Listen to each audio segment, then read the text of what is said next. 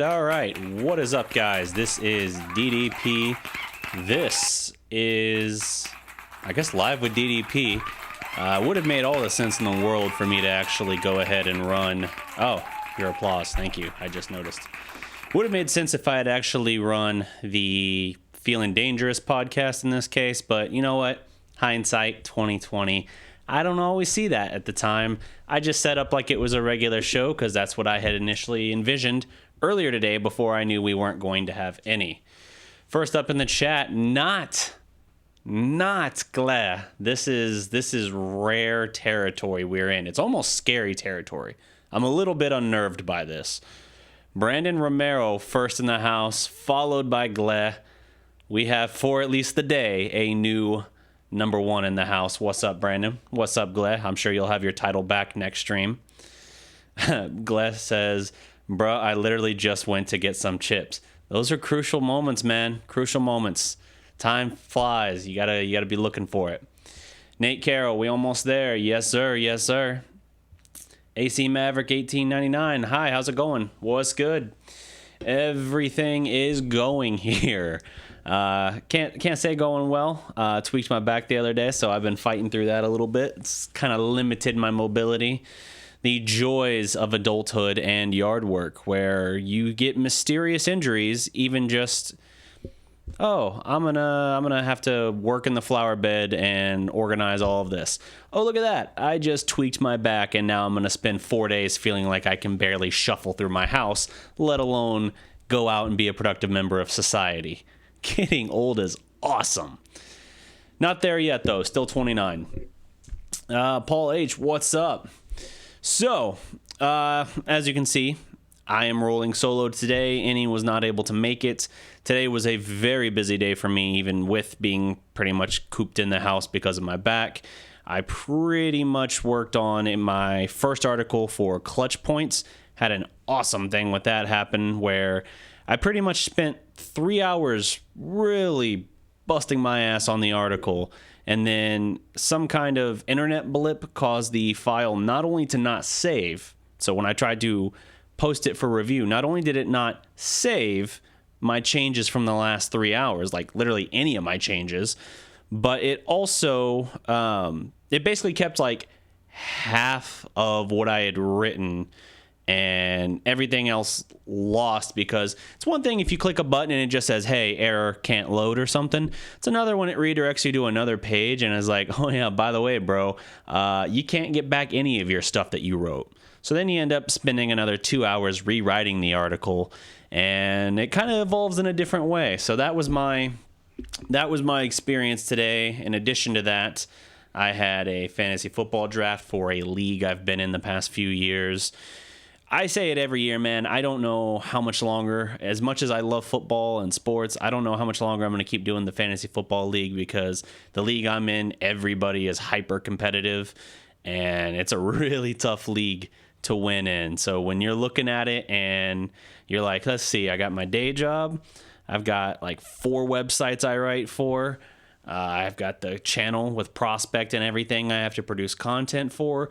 You just very quickly see I have very little time on my hands to get things done. And so taking the time to, do a fantasy draft and actually be competitive in it, watch over the waiver wire and do all this research into matchups and things like that, it gets a bit extreme. I can cover the Cowboys side of things really well. And I think that's oftentimes a better bubble for me to kind of live in. But anyway, I digress. I had my fantasy football draft this year and my article that I had to basically then rewrite. So I basically spent about 4.5 hours writing and another 3 hours doing my draft. So awesome times. Glass says, I wish my yard mowed itself. Yeah, but you got to be careful about that because any could be out there sleeping on the grass. Let you run it. You'll bring me a ship, says Nate Carroll. Hey, I wouldn't say no. I could definitely go for a championship on my way potentially out the door if I do leave the league after this year, but we'll see. Anywho, so again, this is going to be an open forum here. We're going to talk Mavericks to whatever questions you guys have. I know it's a kind of dead period. We had some new stuff come out. I don't have the graphics super on call, but let me see if I can pull them up here.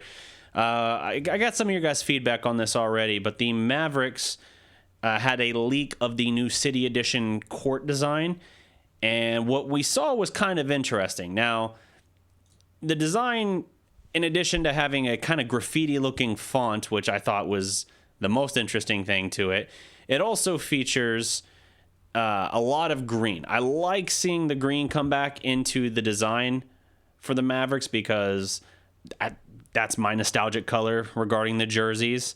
But at the same time, I really, really want to see them do more with it than this, because this is like a weird font. I'm pulling up the graphic here. I'm just going to drop it onto the stream, so for a second it's going to look wonky. Let me see here. This is the production of, or the value of production on the fly you are seeing behind the scenes. This was the leaked court design for the Mavericks, and apparently this is the legit thing. Let me see here. I do like the inclusion of let me get it at least out of the way of my face. I do like the inclusion of, again, the green. I like that. Although I don't like it in the mane of the horse. That's a weird thing. I like that they have green, not necessarily how they used it. The gradient blue on the court, how it goes from the dark navy to kind of the royal blue in the middle, a little lighter than royal blue, and they do the same thing in the paint. I like that. I don't like the very graffiti looking font.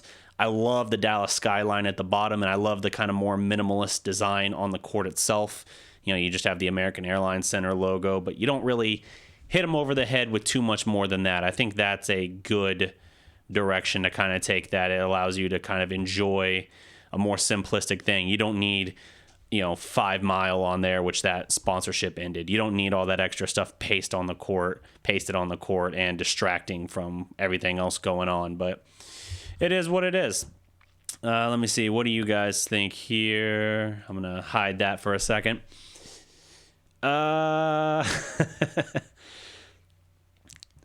don't do any like that. Hey, man, every time he shows up here and he makes me put on that stupid Rondo jersey again, I tell him he's got another one of these coming. That font is bad. Yeah, like I said, I'm not a huge fan of the font. Mavs green is a classy look. I agree. I actually really like, it was in 2015 because we still had Chandler Parsons at that time. We busted out a retro green jersey look that I actually thought was slick as hell. Loved that. I hate I don't like any of the City Edition jerseys we've had so far. The neon green letters, the DAL on the chest, I didn't like that. They were black jerseys and all that. I wasn't a fan of those. I'm not against black jerseys at all. Anything's better than the 2004 garbage bag uniforms that we had for one night, but I just didn't like that design. It didn't feel like for a City Edition, it felt distinctly not Dallas. And then last year's jerseys, where it's basically a dark navy blue within a dark, just the secondary logo, just the circle Mavericks logo. It just looked lazy. It looked lazy and it had no contrast to it. Like, it was just a weird uniform, I thought. So I don't like anything we've had. So if the court design is any kind of weird indicator of what we're going to get, I'm curious. I'm curious because that tells me there has to be green, like distinct green in the uniform. And I wonder how much they're going to incorporate that. The font, if the font's a sign, I don't like that so much. But we'll see. It can't be bad. It can't be worse than the first two editions, in my opinion. Can't catch them. What's up? Nate Carroll says the design's not terrible. AC Maverick, Dallas really needs a rebrand. They are the most meh in the NBA. I don't think our design's the most meh by any means. I would say, the Thunder in recent years have rolled out several alternate uniforms, some of which have been garbage and others have been pretty good. I liked their sunset orange ones they've had the last couple of years, a couple versions of that. Their navy blue with the orange letters and numbers was cool. And then obviously last year they had that, I'm trying to think of what color you would call the blue. It's not a royal blue. But the very Native American inspired one, just because of the state of Oklahoma, that design I thought was awesome. That is a great looking jersey that they have. The Mavericks, they could stand to do some more some more alternate uniforms from time to time. That's always a great gimmick with fans, and it helps push merch. But Cuban has said that there is a rebrand coming, and it just hadn't happened yet. Like, I'm kind of surprised they didn't roll that out this year, because with Dirk retiring, it felt like the perfect time to do it. But I guess maybe for one more year, we're going to see how things are, and then we'll adjust as we go. Don't like the court. I mean, I've seen better and worse. Don't mind the court, says Ken Ketchum. I miss the old school green and blue. Yeah, the original green and blue. Turquoise, there's the word for you, Kent. Yeah, good call. Yeah, I mean, there was a version of the green and blue that I didn't love with the Mavericks before the rebrand. But, yeah, I get what you mean. Talking about everyday home and away jerseys on the rebrand. Yeah, gotcha. Yeah, it's one of those things. They'll do a rebrand. It just hadn't come about yet. So, guys, hit me with a couple. If you got Maverick questions, hit me with those questions. Otherwise, I was going to pivot into a little bit of the Cowboys preseason game yesterday. I know that's not the majority of the audience here, but you know what? If I don't ever talk about it, then we're never going to get to the point of the channel being able to have those discussions, which I really like having those discussions. So I'm going to steer it in that direction whenever I can. The Cowboys beat the ever-living dog shit out of the Texans in the third preseason game. This is widely considered to be the dress rehearsal game. Third preseason game is when you usually will see your starters for the entire first half and maybe a series into the second half. That wasn't the case this year. It was very much a standard preseason game. But I did like overall what I saw from Dallas. The starting defense for the Cowboys looks vicious. They had, for the game, the Cowboys had 10 sacks and I think 17 or 18 quarterback hits. I mean, it was nearly murder out there. Hey, standout Taco Charlton. Taco had 2 sacks, 2 forced fumbles, a fumble recovery, a pass deflected, and another sack called back. For a dude who literally just 2 weeks ago, I was incredibly critical of and saying, dude, if he doesn't put something together, he might not make the team this year because the defensive line is stacked for the Cowboys. For the guy that was drafted when we were looking for our quote-unquote war daddy, he showed out, and I was actually really impressed with that. Now, you can say a couple things. Hey, it's still preseason, but Deshaun Watson and a bunch of the Texans starters were out there. He got Watson twice, recovered one of the fumbles. Actually, the fumble recovery wasn't against Watson. I digress. And his called back sack was against Watson as well. You could also say, well, hey, the Texans don't have a good offensive line. The only quarterback in the NFL last year sacked more than Dak Prescott was Deshaun Watson. True. But at the same time, if he didn't show out against this team, what would you be thinking and feeling about him then? See, that's what you always got to look at. You always got to look at the other side because people are going to want to move the goalpost. They want to say, oh, well, he only did it against he did it against a bad offensive line, or, oh, he did it against the second string or something like that. Okay, well, if he'd made 0 plays, what would your reaction be then? Would you still be like, it doesn't matter? No, it wouldn't be. You would be highly critical of him. So at the very least, even if you want to take it with a grain of salt, fine. I'm not saying he's going to go out there and challenge the Michael Strahan sack record, but at the very least, you have to be open-minded enough to realize the guy is making plays and he is fighting like he actually gives a damn right now, which is improvement, frankly. Let's see here. That dude Thomas was all over the place. Yes, Joe Thomas we got him from Green Bay last year, and what's cool about him is he can back up at any of the 3 linebacker positions. He can back up Jalen, he can back up LVE, and he can back up Sean Lee. And let's be real, he's probably going to have to back up Sean Lee plenty because Sean Lee, although he saw his first preseason action since his MCL sprain on the first padded day of practice and training camp, you just can't bank on Sean Lee being healthy. So it is what it is in that regard. But yeah, Joe Thomas, man, blocks that punt, recovers it in the end zone for a touchdown. Very, very nearly had a pick 6 then later on in the first half. I think it was still the first quarter even. If he intercepts that pass, made a great read and break on the ball, undercut the route. If he intercepts that, he's walking that in for a touchdown. And man, that would have been a damn impressive showing for a guy. Not that his job's not in any question, I don't think. But you talk about a guy who's really trying to get reps and to make an impact. That's a hell of a way to do it. Let's see here. Hey, I got to eat some crow. Dak looked good, and perhaps he is the one. Defense, though, I knew was good. Yeah, I mean, Dak completed the preseason 11 of 14 for, I want to say, like 109 yards and a touchdown. Nothing that blows you away by any means, but he played 9 snaps yesterday. He played like 9 snaps the day before, or the week before. I mean, he's only played like 1 series in every game he's been in. So they never gave you a chance to really see him. You got 2 series out of him in this game because the offense went 3 and out on the opening drive, and then they got the ball back into that. So 2 drives, 1 drive the week before, and I think 1 drive in week 1. So yeah, it's been limited exposure for the offense, which is a little bit of a curious move, I think. But at the same time, he's largely done pretty well with his exposure. That touchdown pass to Gallup was everything you like about Dak Prescott. Tough in the pocket, overpowers the guy trying to get a hand on him, trying to bring him down or strip the ball from him, scrambles, rolls left, and then makes a pass in traffic on the money to Michael Gallup. Dak Prescott on the move is phenomenally more accurate than he is just standing feet flat in the pocket. It's a weird thing. If he's on the move, if he's rolling out, he's deadly accurate.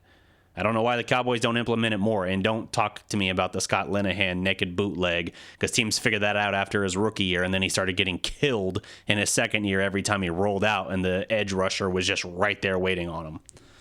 But yeah, Dak looked good. Michael Gallup, I think, flashed a lot as well. Michael Gallup's probably had about as good of a camp as anybody has thus far. And man, I'll say this, the Texans are a good defense. They are a very good defense. And for Michael Gallup, with Amari Cooper out the past 2 weeks, especially last night with it being the first defense for the Texans, that's really impressive to me that he was able to flash like he did, because your indicator for how ready he is, not just because of the reps that Cooper has missed, basically half a training camp with his ever-changing prognosis for his foot. We went from a bruised heel to a ligament issue to plantar fascia to, I don't even remember what the name is now. They have some new term that they're using for his injury. He insists that he's had it before. He played through it his last year at Bama. He played through it his second year at Oakland. Okay, this feels like damage control to me, though, and I'm a little wary of that, even though he tells us he's played through it before and he'll be good to go week 1. All right, fine. I mean, I always get a little nervous when it's a route runner, like his skill is his route running, and it's a foot, because that's like your ability to break down and change direction and all that. So I'm a little hesitant, but in his absence, Michael Gallup has had a phenomenal camp, and he just went up against the number 1 corner for the Texans, and he was still able to make some plays. I mean, there was a couple times there where he and Dak didn't connect early. One of them just goes off Gallup's hands. The broadcaster even says the defender got there a little early and probably should have been a flag. Didn't get it called, but whatever. And then he still caps off the touchdown, in which he breaks down in the play, improvises with Dak, and schoolyard football touchdown. So I really am impressed with what I see from him. And the defense looks lethal. Let's see here. Taco's in a contract year, is he not? No, he is not in a contract year. He was a first-round pick, means he's under contract 4 years. They declined to pick up his 5th-year option, but they have him for this year and next, because this is year 3 for Taco. Let's see here. Who do you think they cut, receiver or linebacker? Who do I think they cut? Well, I'll tell you, for the receiving core, I think Devin Smith has been really good. He's been coming on really strong, making a lot of plays. Obviously, let me start at the top. You're going to have Amari, you're going to have Cooper, you're going to have Cobb, you're going to have, I think, Tavon Austin gets in, Devin Smith. I think they'll keep 6 receivers. Let's see, who's the other guy that they keep? I don't think it's Noah Brown. I think he'll be on the PUP list. I think Cedric Wilson made a really good case for himself as well. I think he was like 3 for 48 in that game, and Smith was something along those lines as well. So these guys are making plays, man. And what's more, they're making plays even in the return game when they've been asked to do it, punt return and all that. So that's what you got to do. People forget about Cedric Wilson because he got hurt early in camp last year. I think it was an ACL, and it might have been a shoulder, honestly. I really don't remember, other than he got hurt early in camp last year. Pick out of Boise State, go figure. And he's got something. I think he was a 6th rounder last year. but he's got a little something, and he's peaked. Maybe not peaked, but he's flashed at the right time in camp to really make that impact. As for linebacker, I don't know who they look at linebacker. I think a more interesting discussion on that is safeties. You know, Jeff Heath has been penciled in the whole time, even though he's the guy that people most want to unseat in terms of starters. Xavier Woods is a baller. Donovan Wilson continues to look like a baller. Chris Richard's praising him. I think in the future you're going to have a Donovan Wilson and Xavier Woods safety tandem, and I think they are going to be savage because both of them are ball hawks, and we know that Woods can lay the wood down. Kind of a pun on defenders. So it's really interesting to see how that's going to develop. Additionally, so you got those three. Kayvon Frazier's there, but he might be getting pressed a little bit. I can't think of the other guy's name off the top of my head. Let me see. I had a note of his name. Trying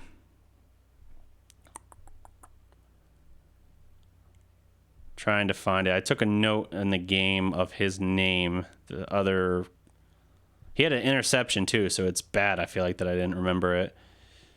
I had Donovan Wilson. CJ Goodwin, that's who I was talking about. For the sake of him on special teams, has been very good on special teams, and that could give him an edge over Kayvon Frazier, who is going to cost more money. Because if you're going to do the Cowboys thing and you're going to have to pay these guys at the very, very top of your roster, you're going to pay the top 10 guys on your roster more than 71% of the cap, which is what they're looking at right now, then you have to have rookie contracts, quality rookie contracts, pretty much filling out the rest of your stuff, because you can't really afford a veteran, even if it's a cheap veteran. So if you can save, here's an example of that. You know, I'd even talk about George Iloka. I don't think George Iloka is going to make this team. That's why I'm not even mentioning him at this point. I think you're going to have a Donovan Wilson or someone like that squeeze him off the roster. Why? Because he's cheap, because he's a work in progress, because he's not on the decline, he's building up. It makes all the sense in the world to take a kid like Donovan Wilson over George Iloka. So guys like that's something worth mentioning as well. I'll give you a little bit of insight to, this isn't so much about the preseason game at this point. Like I said, Cowboys win 34-0 at home, their preseason home opener. Fourth preseason game, none of the starters are going to play. No one important is going to play. It's basically the hardest preseason game to watch because it's the guys that are basically training camp bodies and very, very low on the totem pole, really have no real shot at making the roster anyway, that you're going to see. But I am interested as well in the ongoing Ezekiel Elliott contract holdout saga. Because at this point, this thing has dragged on and dragged on and dragged on. We are going into the final week of training camp at this point, and we still have nothing. We heard reports that he was flying back to Dallas again this weekend and that a deal was imminent with Stephen Jones in the front office. That didn't happen. We then heard reports that Zeke had turned down a contract and that it was, who was it? Travis Clay? Clay Travis? I forget the source. I posted it in the chat. But it's one of those things, too, where you look at it and you're like, man, I don't know what to make of it, because I understand Zeke wants to be the highest paid running back, right? I literally just wrote an entire article for Clutch Points that should be coming out, I hope, tomorrow. It just depends on how quickly they edit it. At this point, it's out of my hands. But I know he wants to be the highest paid running back in the league, and that's in part Stephen Jones' fault for, I believe it was at the Senior Bowl practices and all that, talking about how, we understand with Zeke contract negotiations start at Todd Gurley's number and go from there. Okay, well, now you just indicated you're going to make him at the very least tied for the highest paid, or more likely the highest paid. So as soon as you do that, you're backing yourself into a corner, because now you've told him what you want to do. And then Stephen Jones tried to walk that back, because suddenly it turned into like, Well, Le'Veon Bell got his new deal. He was a true free agent, and he got his deal this year. And instead of getting $45 million guaranteed, instead of getting a 4-year, $57 million contract extension with $45 million guaranteed, oh no, it's fine because he actually only got like $27 million guaranteed. His contract was a lot more agreeable. That's really where the running back market is. Well, Zeke's going to look at that and be like, dude, you can't walk it back that much. You can't tell me, hey, it starts here and then it's this, and then come out and be like, yeah, you get about, a third less of what you were expecting, or a fourth less of what you were expecting. That's a ridiculous thing to say in negotiations, and that's where saying too much to the media is stupid, but the Cowboys like to do it for some reason. So Zeke dug in his heels. Basically, he's like, no. He's out there retweeting former Browns legend Joe Thomas, talking about how, if you're one of the top 2 or 3 players at your position and you come up due for a contract extension, pretty much the way it always works is that not only do you get the contract extension to make you the highest paid at your position, but it tends to be a boost of about 15 to 20%. Now, let me just run this through for you here. If Zeke got 15 to 20% more than Todd Gurley's number, Todd Gurley got $57.5 million. That is 20% is an $11.5 million addition on top of that. That is Zeke signing, again, we don't know guaranteed money. That is Zeke signing roughly a 4-year contract for $69 million. That is a ghastly contract to sign your running back to in this day and age. And here's why. Nobody pays running backs like that anymore. The last several years, the NFL has really devalued and marginalized the running back. And you can argue whether that's right or wrong or messed up or whatever, but it's just the reality of it. So this is the awkward marriage that the Cowboys have kind of positioned into. While they haven't subscribed to that philosophy, so to speak, they have never, they took Zeke 4th overall in the 2016 NFL draft. They built their offense around him. It wasn't the original intention. It was supposed to be to make him the new DeMarco, and he was going to work within the offense that was kind of built around him and Romo. That never really got a chance to happen. In fact, I think they took 2 or 3 snaps on the field together total before Romo took his last major injury for the Cowboys, and then it was the Dak show, and it suddenly was like, okay, now it's all around Zeke. Zeke accounted for 37% of the Cowboys' total offense last year, I think. I mean, just a crazy number of his production. Now, if we want to talk about the total touches, I think it's about the same. I think it's about 36%. And as a result of that, it puts you in a difficult situation. He is the engine behind which the offense runs. That's not to say that they don't need other guys as well, because we saw when it was just Dak and Zeke last year, they were 3-5, and they were the worst offense in football, pretty much. The worst scoring offense, at least. And then as soon as Amari Cooper came in, the offense completely transformed. They had the last piece they needed, and they went from being the worst 3rd down conversion team to the rest of the way, the final 8 weeks of the regular season, the number 1 3rd down conversion offense. So that all shows how valuable that is. But if we're talking about Zeke getting roughly $17.25 million a year, which is what the average would turn out to in his new contract if he got that 20% on top of Todd Gurley's deal that he retweeted basically saying, I want, that is insane money. That is to a new degree. And this is why the two sides need each other, right?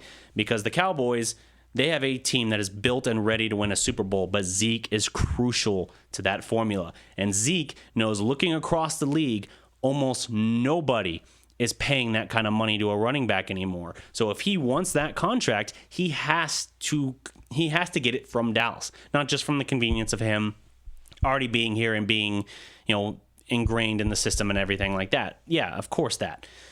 But they need each other for this to work. And that's why Dallas's hands are kind of tied. But here's the real catch. If Dallas gives Zeke that contract, if Zeke got his ideal, people freaked out about Dak saying, supposedly, that he wanted $40 million a year. Freaked out. Nobody's freaking out if Zeke says he wants $17 million a year.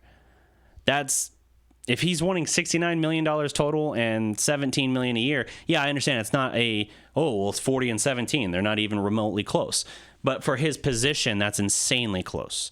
My controversial argument that I have made for the last 2 years has always been, I don't know if I give Zeke a crazy dollar contract the second time for a new deal because A, whether it's his fault or the NFL just having a bone to pick with him, I don't know if he can stay on the field and stay out of trouble.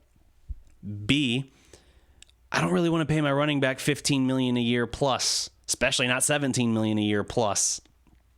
If I can get 80 to 85% of Zeke's production, taking a running back in the first 3 or 4 rounds, and you can do that. You can find a Kareem Hunt or an Alvin Kamara or whatever.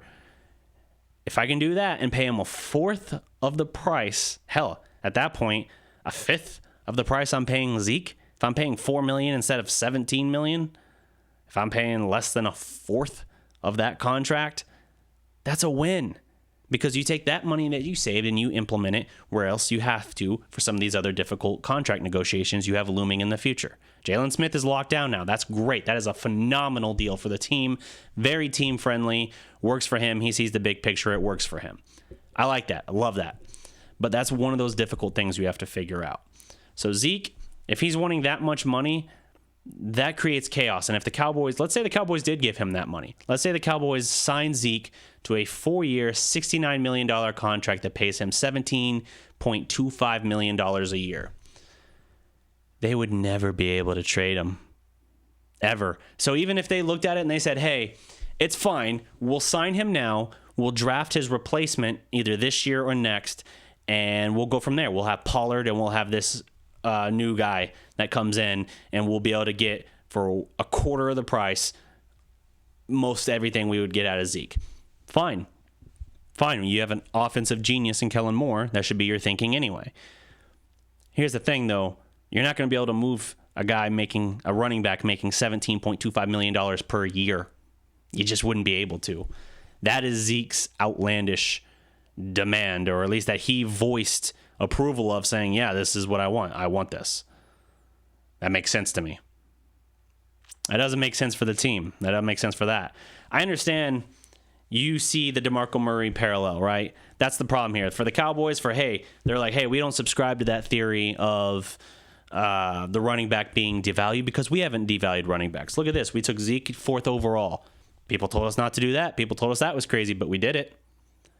He has 2 rushing titles, would be 3 if he had been on the team those 6 games in 2017. He would have been a 3-time, 3-peat rushing champion. He would have made 3 Pro Bowls. He's made 2 as is. He might have, who knows how 2017 could have gone differently. But you see his accomplishments. He's an all-pro running back, a phenomenal running back, a transcendent running back. He's also wanting a ton of money because he saw the writing on the wall for the other side of how the Cowboys handle business. While they sit there and say proudly, hey, we value the running back, and we wouldn't have drafted you where you were and built our offense the way we have unless we really wanted you back and to keep leading the way for us. They wouldn't have done it. Only they kind of contradicted themselves with DeMarco Murray. Now, it's not apples to apples. I've said this every time. DeMarco Murray had an injury, played college career. I know, I'm an OU fan. And he had his injuries throughout his time with the Cowboys. 2014, even then, he broke a bone in his hand, didn't miss any games, but he broke a bone in his hand and had to have surgery and was able to play with a hard cast or a soft cast the final few weeks of the regular season, or maybe it was like the last 2 weeks. I digress. The Cowboys were going into a season where he transformed what they did. Instead of having Romo drop back and throw it 40 times a game, they looked at it and said, oh, you know what? We got a lot of talent on this offensive line. We've invested a lot into this. And the running game gives Romo breathing room and makes it easier on him. How about we just put everything behind this and let DeMarco go to work?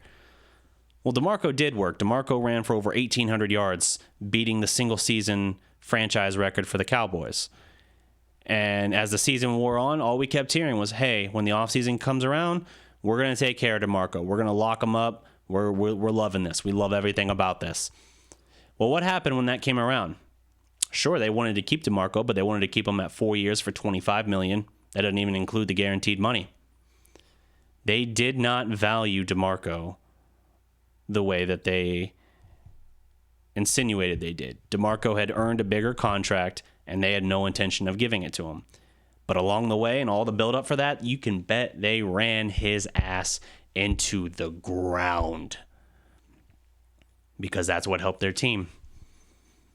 And they knew, hey, there's a chance we don't keep him anyway.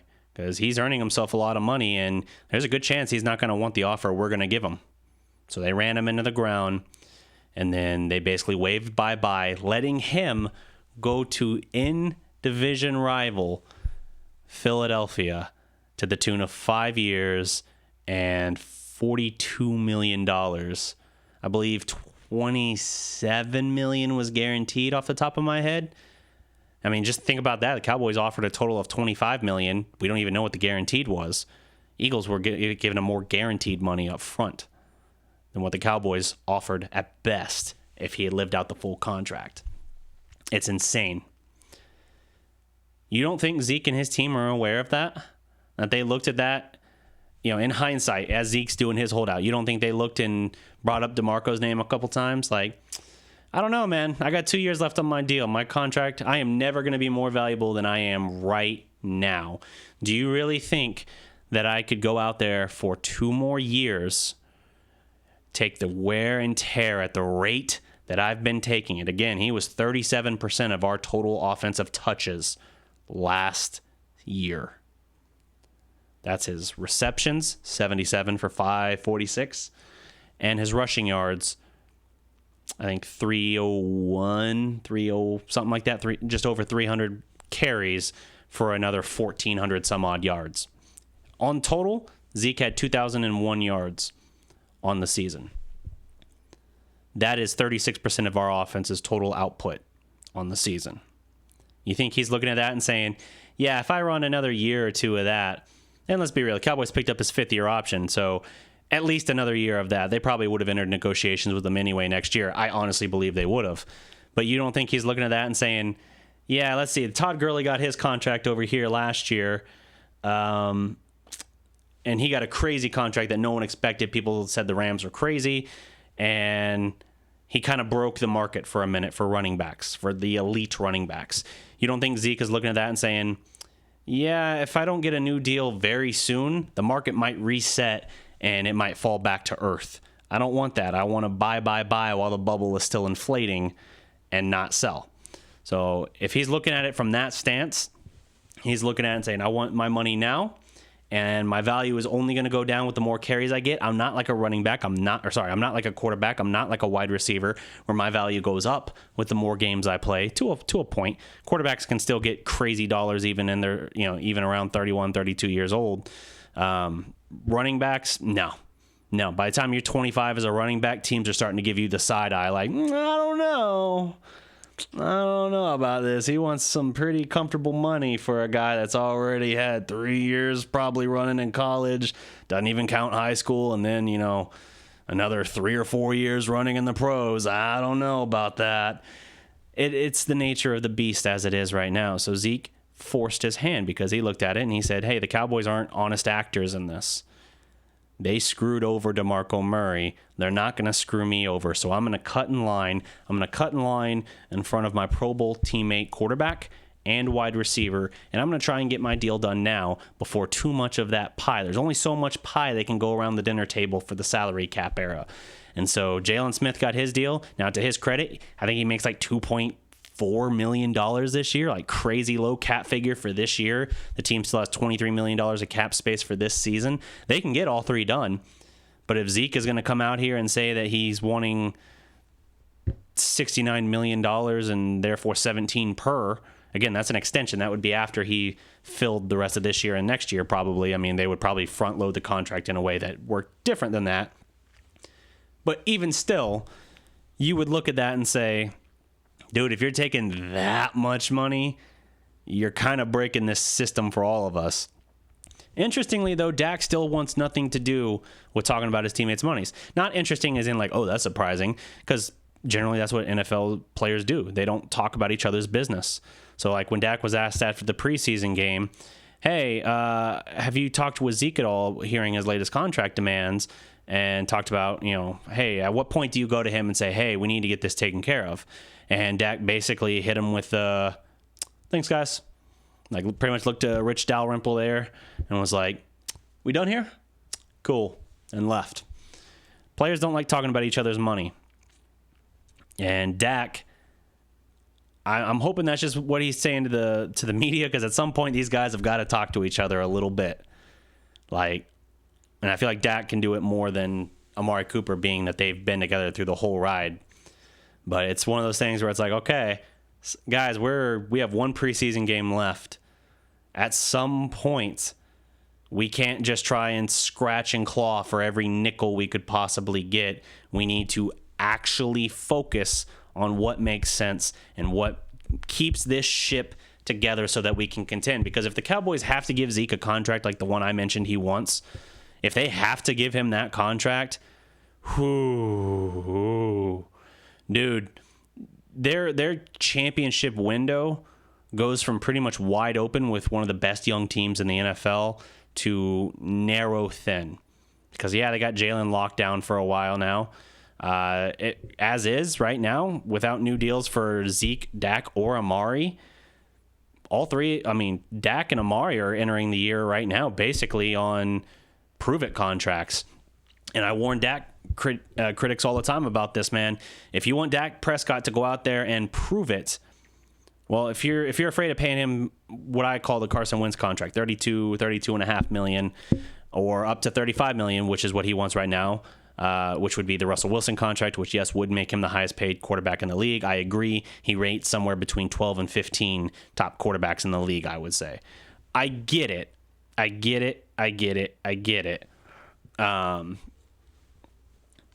But at the same time, it's like, if he goes out there and the Cowboys have another season like the second half of last season, like Dak with Amari, that's why I say the second half of last season, put it all together in the same format like you had before, run them out there for a full season. Let's say they make the playoffs. Let's say they make the NFC Championship game. You do realize at that point, the $35 million you were afraid to give Dak before, that price tag goes up again, right? Oh, well, we can franchise him. All right, cool. Franchise him, and you'll pay probably $29-30 million. I don't know what the franchise will be at that point, but that goes up every year too, because it's based on the top, 3 guys at that position in the league. So that'll go up again. And then what happens after that? If he does good after that, at that point, you've seen 5 years of Dak Prescott's growth and development. Do you go back to the start of the barrel at that point? Do you really want to start all the way over? Or do you look at it and say, well, shit, now we got to pay him, but crap, because we keep giving him these prove-it deals and he keeps proving it, now we're looking at freaking paying him $42 million or something, which, believe me, by that time, 2 years from now, you'll have quarterbacks making $42 million a year. You'll have more than one making $40 a year. That's just the nature of the beast. The inflation for quarterbacks is insane. And you can argue, hey, Dak's middle-of-the-road quarterback in terms of where you would put him amongst the starters in the league. Why would you give him that money? At some point, the resume and everything else just demands it.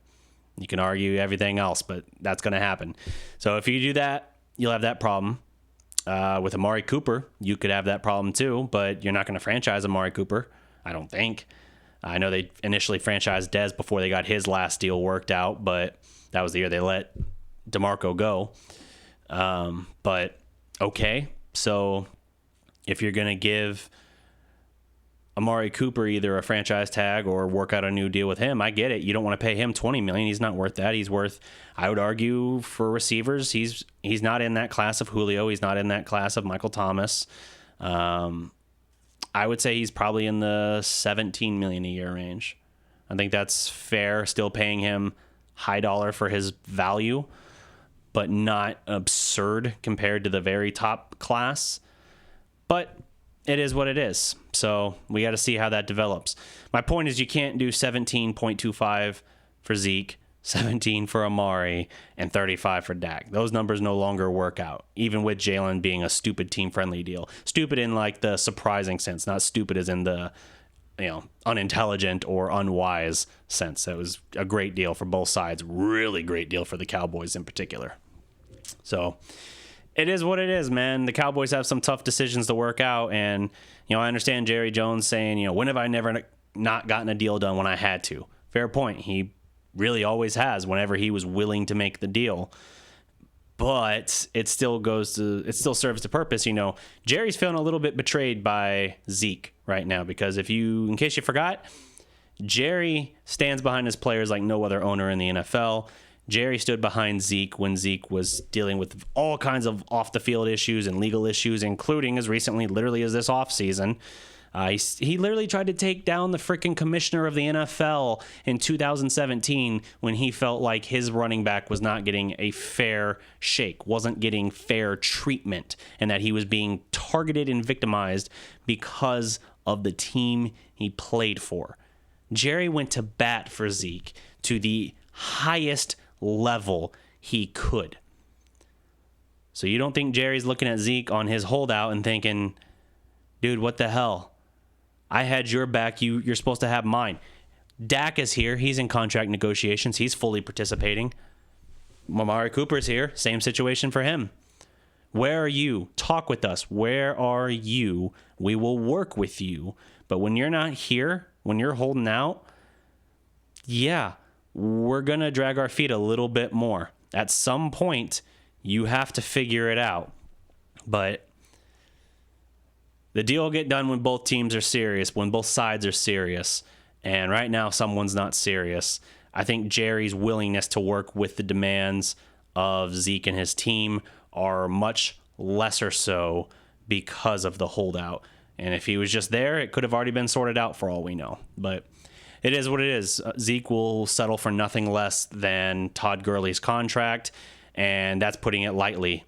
I mean, he's already expressed via his retweet wanting to have a significant boost on top of that. That's crazy, though. I can't fathom paying my running back that much. I would much, I get it. He's Zeke. He's transcendent. I would not pay my running back $17 million a year. I would be more willing to go back to the draft. I get it. For this year, you have to do something. And your opportunity to franchise already passed. You franchised DeMarcus Lawrence, and then you had to take that back to get the deal sorted. I get it. You can't just slap it on him now. But at some point, you got to look at it and say, do I want to pay $15 to $17 million a year for my running back? Nobody else does that. Not even the Rams with Todd Gurley. They're paying him like $14.6. The answer is no. At some point, you have to look at it and say, okay, I'm going to take a top 3 or 4 draft pick next year. Rounds, I'm speaking, not first round, top 3 or 4 picks. And I'm going to invest in that. I've already invested over $100 million in the offensive line. I've got numerous first and second rounders lining the offensive line, one of the best offensive lines in the game. I've got talent at every skill position. I can drop in another running back, and I think Pollard's going to be good. Pollard's not a scat back. Somebody made the bad comparison when we drafted Pollard, saying he could be a Lance Dunbar type. First of all, no disrespect to UNT's own Lance Dunbar. That was way underselling of Pollard. Pollard is 6'2", 205. He's not a small dude. Now you could say like, oh, he needs to put some more, size on him. Fine. Get him to 215. Fine. Zeke's 220. But he's 6'2". He's Zeke's height. And he's a receiver / running back. We're going to run him as a running back, but their model for him is pretty much Tavon Austin circa 2015. In that season, Tavon Austin had 52 catches, 52 receptions and carries, and his yardage on both was pretty much identical. He had, I think, 9 touchdowns, 5 receiving and 4 rushing. And he basically had close to 1,000 yards, I think, between the two. But it was like perfect symmetry in how he got there. You could get that out of Pollard this year. I'm not saying he's going to go for 1,000 total yards, but I'm saying in terms of the diversity and the balance, that's what they could do. They could absolutely prove that and get that kind of production out of him. Let me see here. I know I got going on a long-winded rant there, but let me jump in. Check out some of these comments here. TJK TV, big fan, Dallas prospect. Appreciate you, fam.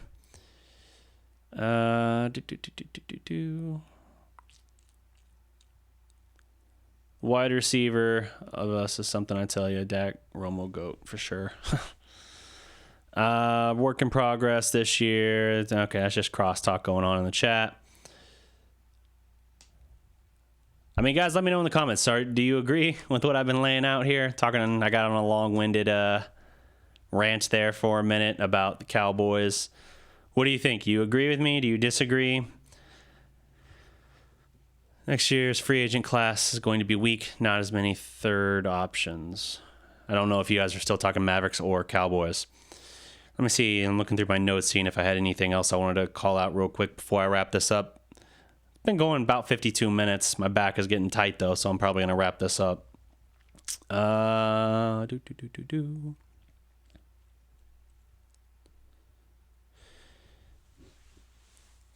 So Tony Pollard on the preseason.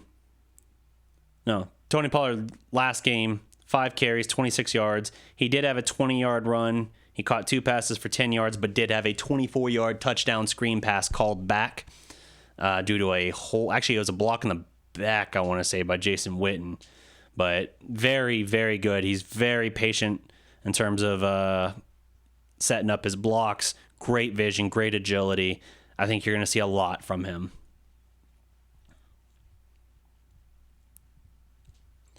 Let's see here. Devin Smith caught 6 passes for 79 yards last game. Cedric Wilson had 3 for 39 with a long of 18. And Cedric Wilson also had a 32-yard punt return. That was big for him. I think that's probably going to help him get on the roster at this point. Alfred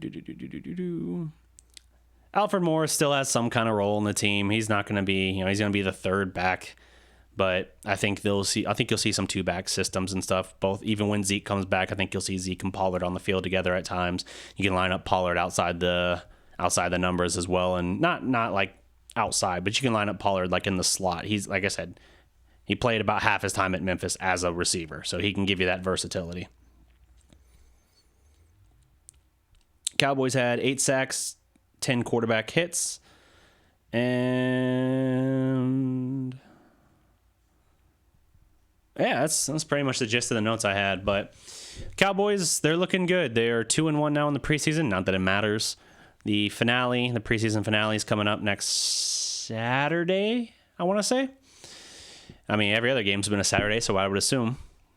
But it'll be interesting to see how this team does and when the Cowboys can or cannot get a deal done with Zeke. Could it go into the regular season? Yes. Do I think it will? Not necessarily, but it'll be interesting because Zeke is more or less holding a championship contention season hostage as he seeks to get every dollar he can. And at some point, he's going to burn through the goodwill he's kind of built up, even within his supporters. I've been very open to saying, I don't want to give you that money, but I understand why. I don't blame you for trying to get your value, especially when you're a running back and you can really get one big contract in your career. I don't blame you for it, trying to get it. But at some point, when you're jeopardizing a championship contending season, trying to get an extra $1 million or $2 million a year, you burn through some good faith. So it is what it is, man. But I'll keep you posted. I think it's going to wrap it up for my time here on this stream, guys. My back's really tightening up on me. Thank you for tuning in. I will be back. I'm going to try and be back during the week. I'm just working my way back into form. So look for the article with clutch points to come out. Hopefully it's tomorrow. And other than that, guys, nice timing, Max. What's up? Other than that, remember, every legend was once a prospect. Salute.